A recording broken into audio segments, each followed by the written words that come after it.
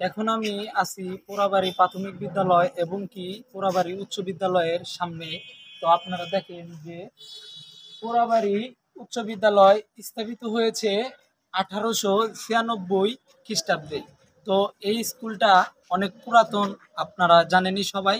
তো এই স্কুলের ভিতরে কি কি আছে আপনাদের সবাইকে দেখাবো, তো আমাদের সাথেই চলে আসুন।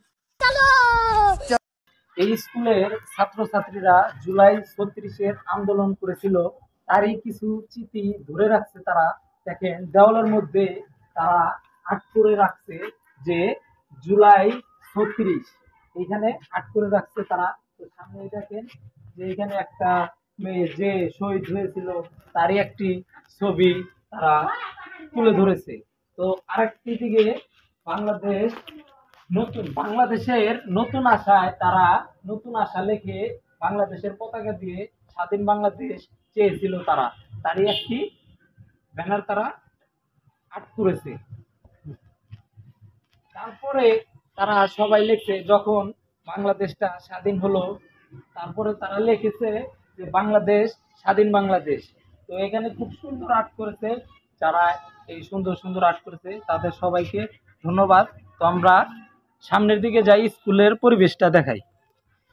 আমার পিছনে দেখতে পারতেছেন পোড়াবাড়ি উচ্চ বিদ্যালয়ের সবচেয়ে বড় বিল্ডিং, যে এই বিল্ডিং এ হচ্ছে পোড়াবাড়ি স্কুলের স্যার ম্যাডামদের কক্ষ, শিক্ষকদের কক্ষ এবং নামাজ কক্ষ এবং অফিস কক্ষ সব এই বিল্ডিং এর মধ্যে আছে।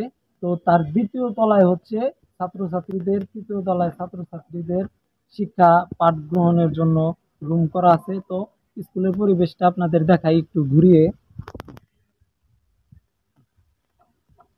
তো ইতিমধ্যে আপনারা স্কুলের পরিবেশটা দেখতেছেন যে স্কুলে সিমেন্ট বালু ইট রাখা আছে, কারণ হচ্ছে এই স্কুলে একটি নতুন বিল্ডিং হতে চলেছে। তার কারণে স্কুলের উন্নয়নের কারণে মাঠের বর্তমান অবস্থা এই এই স্কুলটা অনেক উন্নত হচ্ছে। আপনারা সবাই এই স্কুলের সাপোর্টে থাকবেন এবং কি আপনাদের ছেলে মেয়ে বাচ্চাদের এই স্কুলে ভর্তি করিয়ে দেবেন। এবং আমরা এখন চলে যাব প্রাইমারি স্কুলের দিকে, যে প্রাইমারি স্কুলের বৈশিষ্ট্য কিছু তুলে ধরবো আপনাদের মাঝে। চলে আসুন।